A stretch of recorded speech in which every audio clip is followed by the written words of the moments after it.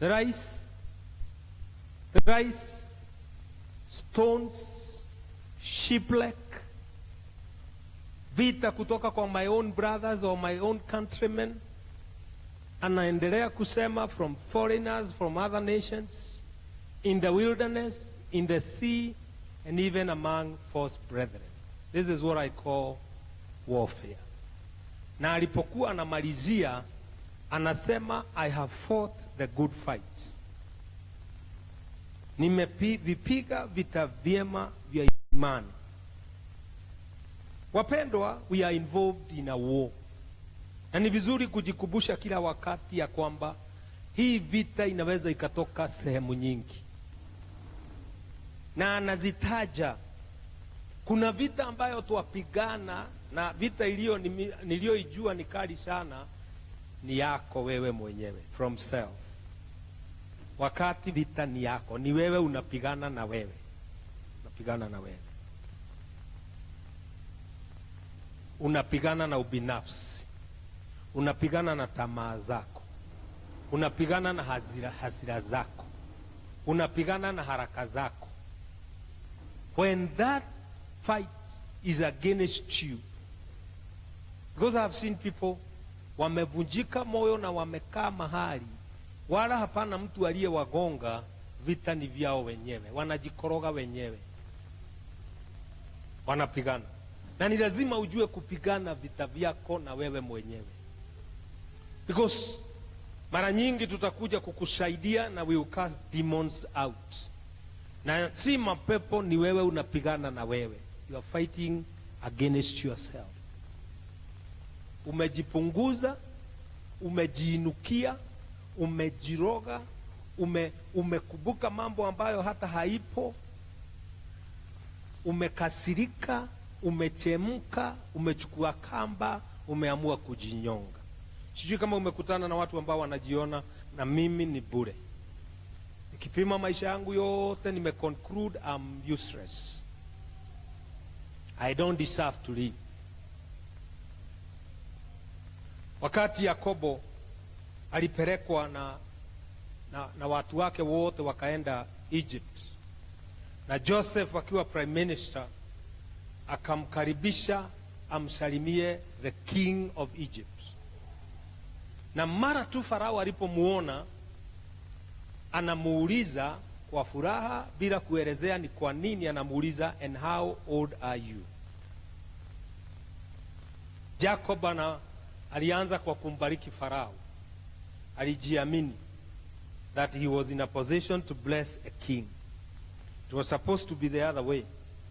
The king was so senior, he was supposed to bless Jacob. But Jacob alijiamini, in the spiritual world he was so high. Lakini anatumia maneno na anamwambia Farao, maisha yangu ni miaka 130 na yote imejaa uchungu, wala sioni hata kama nitafikia miaka ya baba zangu. Maana Isaka 180, Ibrahimu 180, mimi niko 130. He died at 140. Sijui kama Farao alimuuliza kwa kuona vile amezeeka, because Jacob had fought so many battles, na hata alikuwa mtu ametorokea nchi nyingine, alikuwa mkimbizi. Na Farao alipomuona, labda aliona hizo mvi, hiyo kukujana, kuinama kwa mgongo, na anamuuliza, and how old are you? Si kawaida mkikutana na mtu kabla ya kufanya introduction nyingi anakuuliza, and how old are you? Iwezekano ni kwamba alionekana amepigika because of fighting. Wapendwa, tusipigane vita ingine ambayo si ya upande wetu. We only fight the good fight. Lakini pia tujue kupigana, maana hii vita ukimaliza hii ingine inakuja. Ukimaliza hii kuna vita ingine itakuja. Vita haikomi, lakini namna unavyopigana itamaanisha miaka yako ya baadaye. Kama unaishi kwa ploti na si yako, puguza vita na watu wa maji. Maana watu wengine wamebarikiwa kupigana any battle. Wanaweza kukusaidia kupigana mahali sipa kupiganwa. Now what happens when you use a lot of energy? Kenya tumekuwa tunaulizana, was it wise to send our army in Somalia? Wakati wa Kibaki tulituma jeshi letu KDF iende Somalia. Maana tumejaribu kupigana na wao hapa na ukora wao, bado wanaruka, wanaingia Kenya, wanaishi Isiri. Ikasemekana tupeleke vita kwao ndani, tuishi kwao tukipigana kwao. Somalia imejaribu kuresist, but I think this was wisdom. Maana tangu tuliingia kwao, tunawapiga na tunachoma makaa, tunafanya biashara na tunawapiga tukiwa kwao. Hii miaka imekuwa na amani. Hiyo ni strategy ya vita. Tulipeleka vita in their doorsteps, tukakaa huko. Sasa wakati wanashughulika kupigana na wao, Kenya tunaendelea kujenga. Maana tunawachukuza tukiwa karibu na mashamba yao, tukiwa karibu na biashara zao.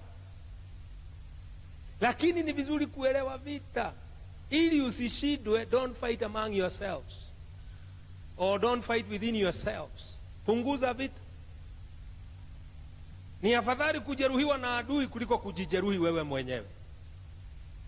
Ni afadhali kupigwa na mtu mwingine, lakini sisemekane lile jeraha ambalo umejiweka ndi wewe umejiweka. Maana tutamstaki nani? Serikali inaruhusu ukishikwa unajinyonga, unahukumiwa, unaweza ukashtakiwa. Lakini ni vigumu sana kukuokoa na wewe, because we can cut the rope, you can still do it in a rocked house. Saidia kuambia jirani, wacha kujipiga mwenyewe. Appreciate yourself, build yourself. Jiondolee vita vya ubinafsi. Ile wewe mwenyewe umesaini ya kwamba I am nothing, I don't deserve to live, I am unworthy, I am useless. Sijui nilizaliwa kwa nini, sijui niyapitie, kwa nini niyapitie haya. Kuna mwimbaji aliimba, kwa nini, sijui kwa nini niyapitie haya. Utayapitia, lakini lazima ujue kupigana na wewe. Regardless of what life throws at you. Kuna maadui, ni vizuri tunapopigana the good fight wherever they are enemies. Na enemies wamejicategorize. There is the demonic host.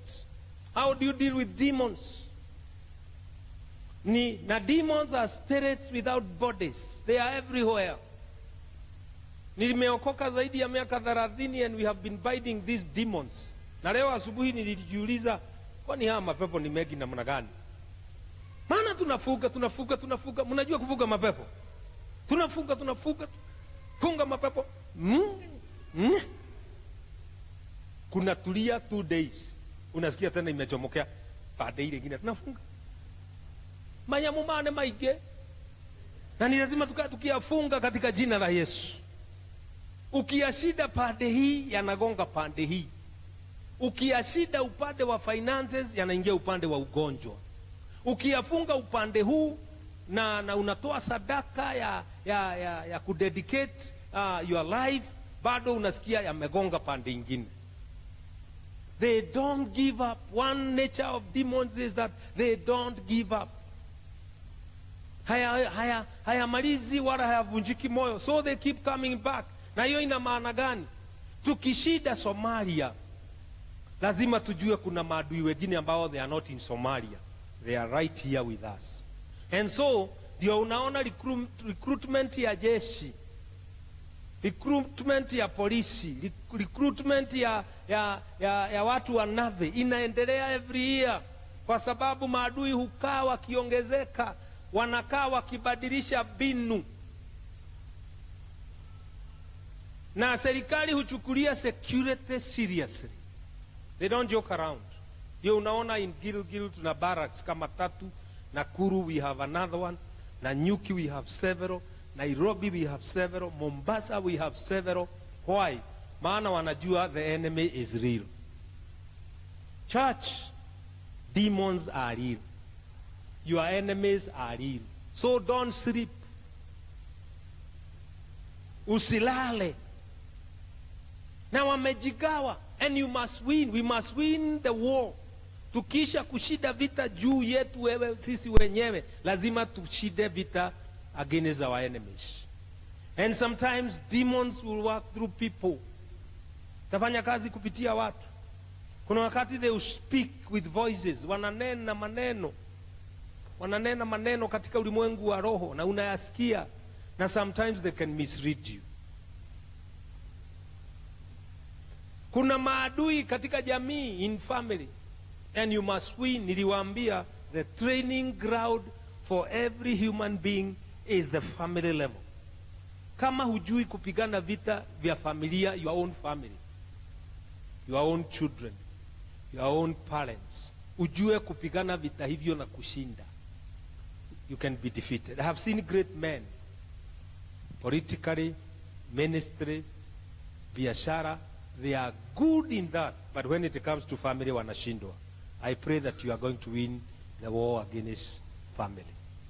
Not by killing your wife, not by fighting your children, but you must be wise enough. After a certain age, tunaanza kuwa independent. We resist direction ya wazazi. Sometimes we are forced to move from home, to stay away from home. Nilipofikisha miaka 13, nilijenga nyumba yangu kama 500 meters from my mother. Na hiyo ilikuwa ni mwanzo wa kuambiwa you must be dependent. Got my own padlock, a 2-bedroom house, 500 meters. Ningeomba chakula, lakini kulala ni huko. Hiyo ni kufundishwa kwamba after some time you are going to be dependent. Na huyu wife unaenda kuleta when you get to age, hauleti hapa, unaleta kwako. Vile utamuongeresha, vile utamjibu, vile utadilu na watoto wako ni juu yako. How do you fight family battles? How do you win? Unawezaje kumalizia na kusema I have fought the good fight? Wapendwa, wakati mwingine itabidi hata usome vitabu, usikize kada za watu wengine kuhusiana na jamii. Maana in mambo ya jamii hakuna expert. Hakuna mtu anaweza sema ya kwamba mimi hiyo nimepata A. Kwa doa na familia you never get an A. Today you have an A, tomorrow you have a D. You will get an E. Unapoendelea katika mambo ya jamii, lazima ujue kupigana vita jema. Na ni upigane the good fight without killing, without injuring. Lazima ujue. Kuna vita juu ya false brethren, because in every church there are true brethren, there are also false brethren. How do you live with false brethren? Ambao Paulo anasema anasema in perils and in false brethren. Who are false brethren? What can they do? Hakuna kidoda kilicho na uchungu kama kilichowekwa na ndugu katika Yesu, ama dada katika Yesu, dada wa uongo. Usiwe dada wa uongo, usiwe ndugu wa uongo. Tuwe wadugu wa kweli katika jina la Yesu. When we fight, when we wage this warfare, ni vizuri kuwachunga walio wa jamii yetu. Take care of brethren. Sisi ni wakusaidia to nurse the injuries, not to inflict new injuries. Utamkuta mtu ambaye amejeruhiwa na hawa wote ambao ninasema, they will come to church. How do you deal with injured brethren? How do you heal them? How do you take care of them? Sometimes we injure them more.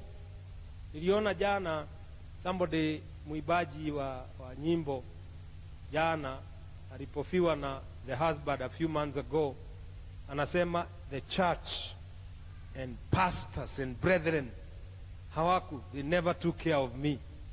Saa hii ninaonekana nimepona, ndio wananiandikia texti za upendo na za undugu. Mwambie jirani, jua kushughulikia mtu aliye na jeraha. Si kusema nionyeshe mahali umejeruhiwa ninaongeza kitu. Kazi ya kanisa ni kuponya vidoda. maana mahali pa kupata majeraha ni pengi. You will get injured there. And how do you heal? Sometimes our majeraha yetu yametokana na our spouse, ndiye ameijeruhi, ndiye ameileta. And the only place we can get comfort and healing is in the church. Nilisema mikono yetu ina gloves ili tuwaponye waliojeruhiwa. Tunauliza, umejeruhiwa wapi? Kaa ukule. This is an inn, hii ni hoteli, where we feed them and nurse them, not where we injure them. We heal them. Hapa kutakuwa na wajane, hapa kutakuwa na watoto yatima, hapa kutakuwa na watu ambao biashara zao zimeisha, wamechotwa kila kitu. How do you heal them? Na maana wakiponya, wakiisha kupona, watalete wengine. Kanisa huongezeka wakati watu wanajua there is healing in that church. Not just the receive and fall down and receive your miracle. Majeruhi ambayo yamefanyika nyumbani. Ingine imesababishwa katika ndoa. Somebody, you'll get divorced people in the church. A few years ago hatukuamini ya kwamba mtu aliyetengana katika ndoa anaweza bado kuwa ndugu. But how many know it can happen? Anything can happen in life. Some of us here wametoka katika jamii ambayo the father lives that side and the mother lives there. As I was growing up, my grandfather, maternal grandfather, and my grandmother, sikuwajua wakiishi pamoja. Babu yangu alikuwa anaishi Olkarau all the days. I never saw him with a wife. And my grandmother was living in Naivasha. So I would visit this, later visit the other one. Kukitokea mazishi ambayo inahusisha wote wawili, go for my grandfather, go for my grandmother. Kwara ashio twathiaga, we take it to our grandfather, and I never saw my grandfather visit my grandfather. But my grandfather would ask me, how is your grandmother? Kukitolewa mahali, tunapelekea babu, anagawa, anasema pelekeni nyanya yenu. And my grandmother died before my grandfather. My grandfather came for the funeral. Sasa nilipokuwa mtu mkubwa niliwauliza, kiliedaje hamwezi kaa pamoja? And later I discovered my grandfather had 3 wives. Ananiambia sijui ni wangapi nilipiga kwa shaba. Ucio ndahũrĩire mũgũnda. So nilijua my grandfather hagekaa na mke. Hizo ndizo background zetu. But we are still here serving God. Are you hearing what I'm saying? Majeruhi. Sasa watu hawa wakija church na tuwaponye, wataponya wengine. Tusiwajeruhi zaidi. Watu wengine hata usiwaulize ni nini ilifanyika kwao, waambie kulia. Ni woka na wetekera mwathani karahau. Ukunywa mai. Unampea maji bila kumuuliza amutumia. Na nilikuwa nimesikia mulifurugana. Haumuulizi. Bwana asifiwe. Na niwe acio ria munene. Bwana asifiwe sana. Nyua akoria mundu hihi ni aramenya ni turaguthuranite kuria tuikaraga kanju kunywa. Akikunywa anaanza yeye mwenyewe, pastor ni uramenya mwari wa ithe witu ni arajikitie karai karahitukira mutwe, na wewe unamtuliza, unamwambia tumia maturite maigagia karai ne ka plastic ye oraikirio karai ucio na ndakiri wa Ngai. Andu ni maikagerio ithanwa kuria nyua mai. Bwana asifiwe sana. Ciana ni njega walikula bure. Ponya watu wa Mungu, tupigane vita njema ya imani. Hatukusaidii kuharibika, tunakusaidia kupona. Na wakisha kupona, sijui ni mara ngapi kwangu watu wametorokea wakiwa wamepigana. Na nao siriat nasema mpe mahali pa kulala, ya heo ilio. Hasira ikienda chini, unaona mama amecheka na kuuliza ni yako huli thimu. Mwera tulia tu kidogo. Alafu unaona wale watu wameshikana mikono, waende wapigane hiyo vita ingine katika jina la Yesu. Tukimponya mtu, kazi hiyo ingine na hiyo vita ingine atajipigania. We cannot fight all your battles. Hatuwezi.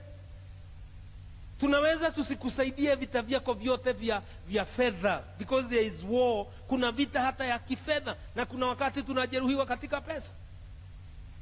Tunaona shida. Unaona mtu amevalia na ndiye anaongoza ibada, lakini kumeharibika mambo ya pesa. Anajua kesho vya nyumba.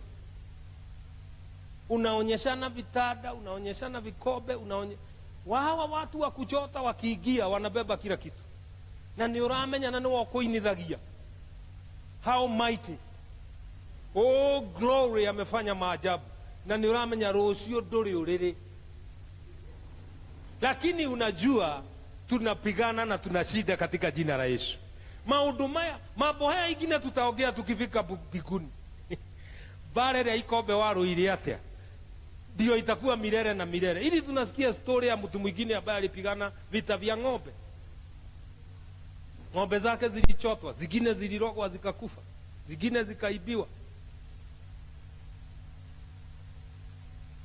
Vita vya wale mnaofanya kazi na wao, you must win, because you cannot quit your job every day. The boss hanitaki, sijui nani ameniinukia, sijui nani ameniwekelea. Hawezi kaa ukitoroka, lazima ifike mahali upigane. Daudi, na hii ndio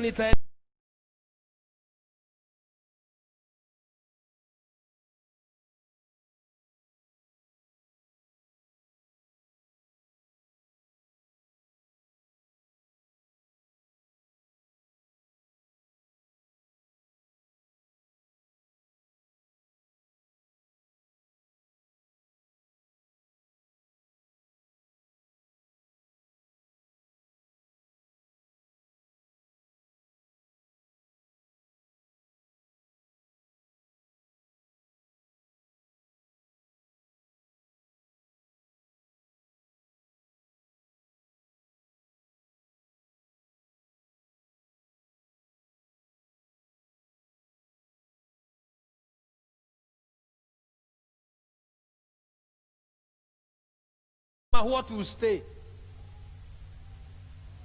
Mtu ambaye hataki kusegenywa na kuwekelewa na kuinukiwa na kuwekwa kwa internet na kuwekwa kwa wapi na kuwekwa YouTube, hajafaulu kuwa mtu aliyekomaa. How much do our leaders here, even our political leaders, how much do they hear? How much does every leader hear? Unasikianga mambo mangapi? The more God elevates you, the more you will hear. Lakini lazima ujue kuchuga. Who said what? Nilikutana na one of the, alikuwa mjumbe wa Nyandarua, and nilimsikia akisema alikuwa anasaidia wa mama fulani, na akachukua watoto wao ambao hawajiwezi na akawapeleka Thika, akawalipia school fees na msaada wote.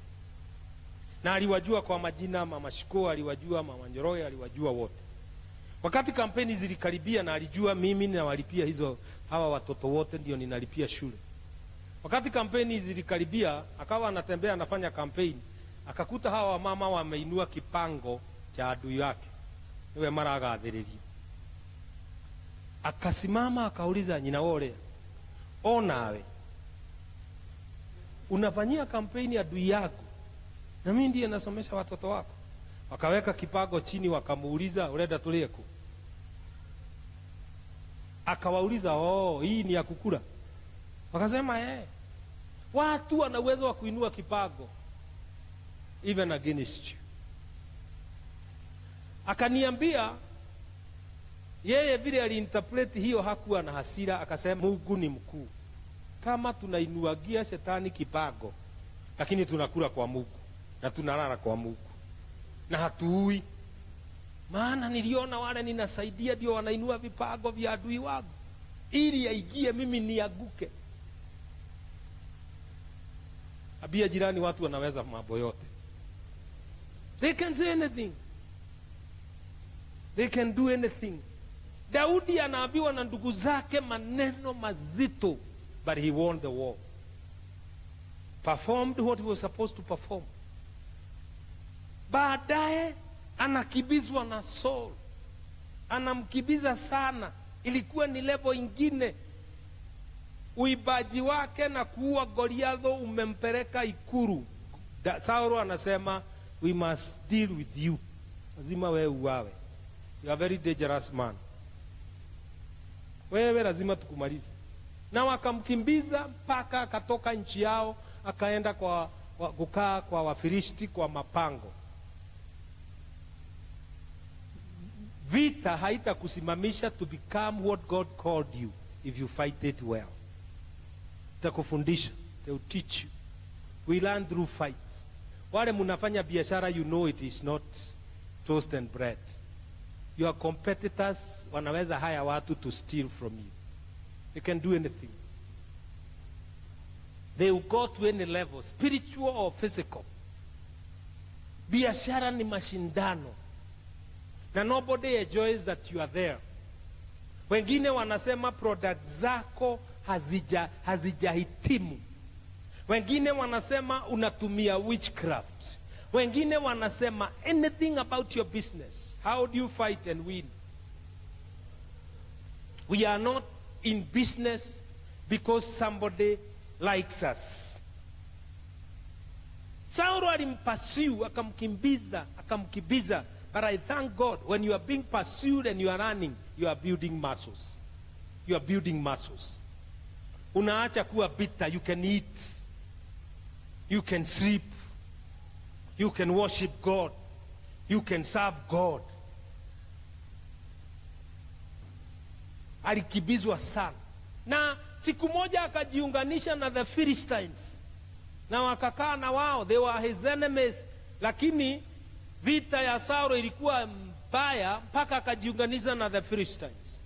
Biblia inasema siku moja wakienda kupigana, anaitwa kando, wameenda 3 days with the 600 men to help the king of Philistine fight his enemies. Anaitwa kando, anaambiwa wakubwa, the princess, the big men, the generals, wamesema you cannot fight with us, so go home. Kawa rejected. He knew rejection, he knew criticism, but he still knew how to fight the good fight. How many times have you been criticized? How many times have you been rejected? How many times have you been spoken against? How did you behave? Show me a strong man that is able to resist external forces, and I'll show you a leader.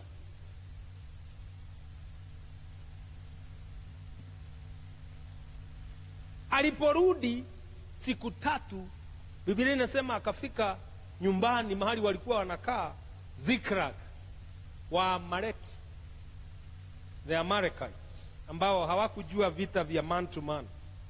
Walikuwa wamechoma Ziklag, walikuwa wamechukua their wives, their sons and their daughters. Now the whole city had been burnt with fire. Kwa hivyo waliporudi huko wamekuwa rejected. Na rejection inaguzanga mtu ndani. Have you ever been rejected? Nishawa hienda conference, ushers wakanileta mbele, wakaniweka tukae hapa kwa conference. Nilikuwa muinjilisti, nikachukuliwa. Pastor alisema chukua huyo jamaa, nikapeleka kwa kiti ya mwisho. Na ndio maana mimi nikienda mkutano ambao sihusiki, ukiniweka kiti yoyote bora ninasikia.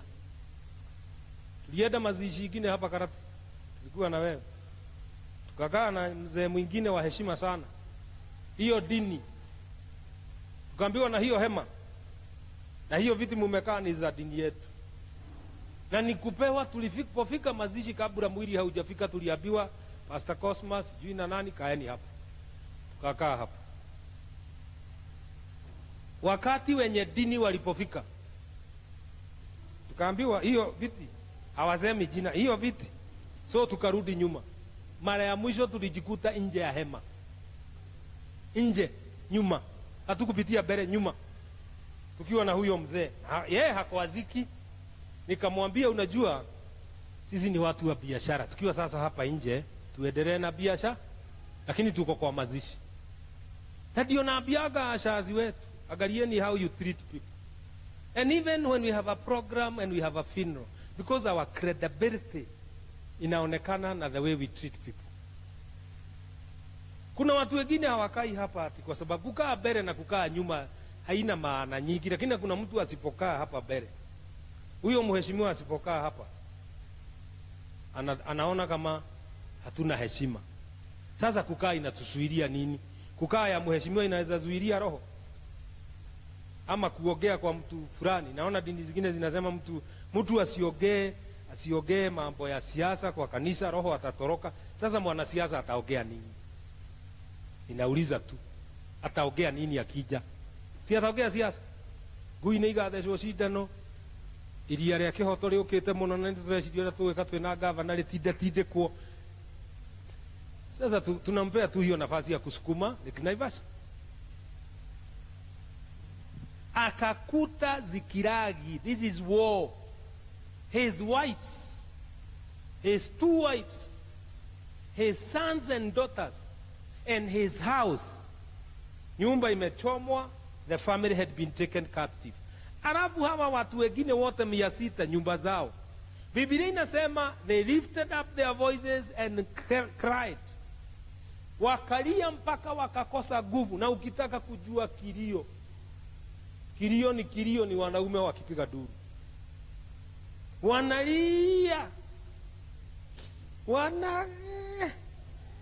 wanalia walipokosa nguvu. Ututongoragia atia we? Wakasanya mawe, wakasema mweharirie, tumeenda kupigana, tumefukuzwa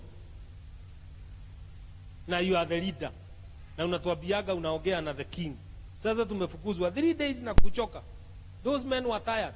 Alafu tumerudi, haukupaga kuachwe jeshi fulani nyumbani.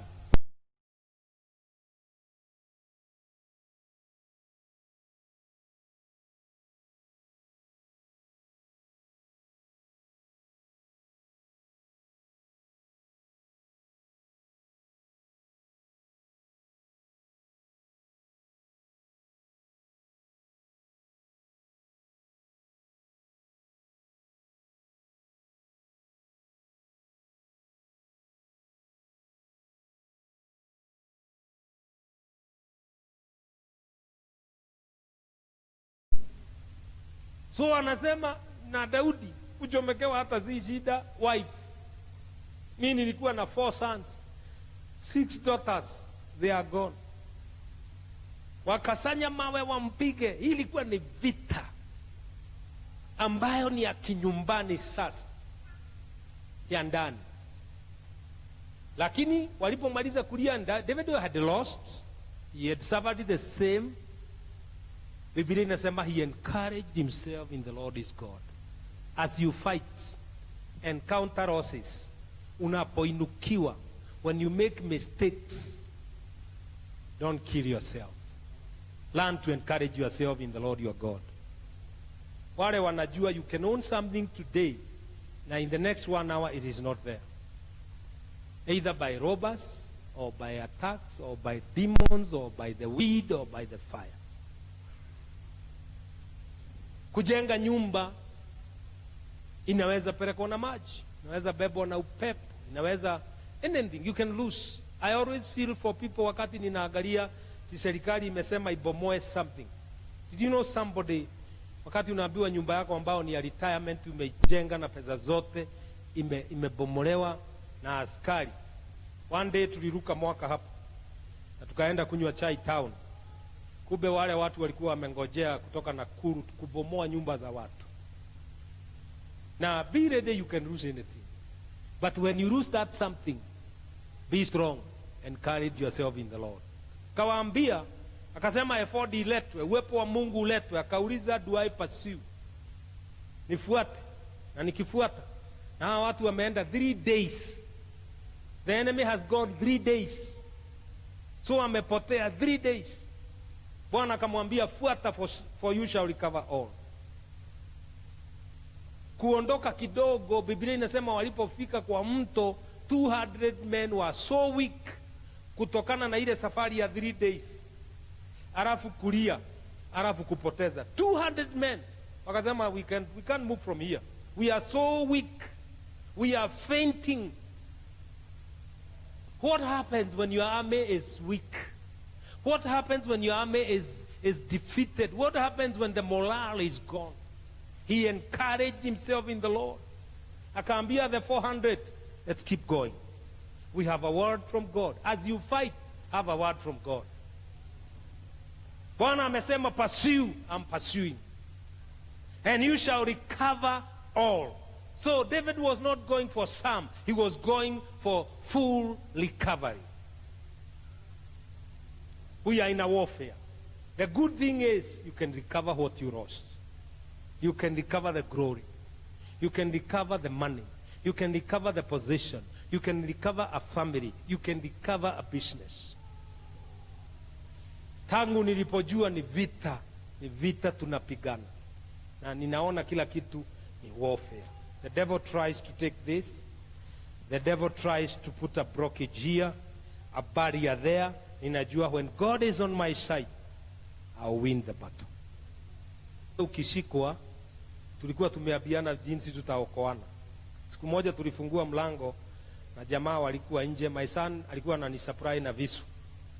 Everybody else ran away. Mama akatoroka, everybody. So my son anakibia kitchen ananiambia, maana mlango likataa kufungika, chukua hiyo ni kisu ingine, analeta ingine ya viazi, na tulishida hiyo vita. Sasa tuliambia Pastor Moses tunaishi maeneo gani, na akiwa kwa bedroom yake kuna jamaa walikuwa wanakuja wakiwa walevi, jirani wetu in another block, na wanakuja usiku. So wanaitana juu, Mose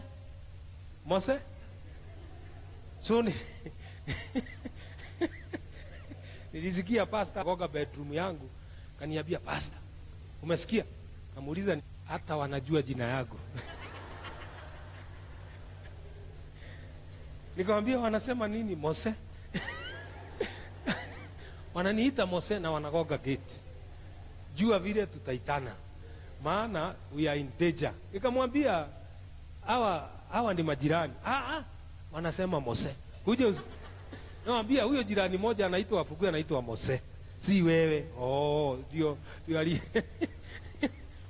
Wakati mwingine unaweza kosa usingizi ukifikiria ni wewe unaitwa, kwa sababu mtu akizoea vita, ninahisi sana kuitika the wrong person. Kabia jirani yako, si wewe Mose, katika jina la Yesu.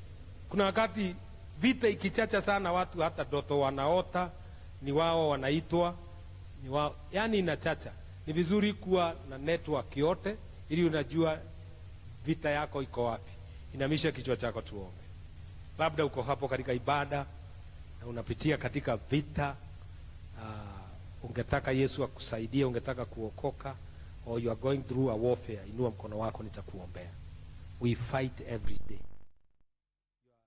Unapitia katika vita fulani, inua mkono juu katika jina la Yesu. Simama tu juu. Simama tu. God knows what you are fighting and how you can win the battle. Jesus name. Kama huogopi, just come to the front. You are going through a battle. Unapigana vita. Naomba kanisa lote tusimame, waibaji simameni hapa. Njoo hapa. Kama ungehitaji maombi, njoo hapa. Tuombe pamoja. Bila kuogopa. Katika jina la Yesu.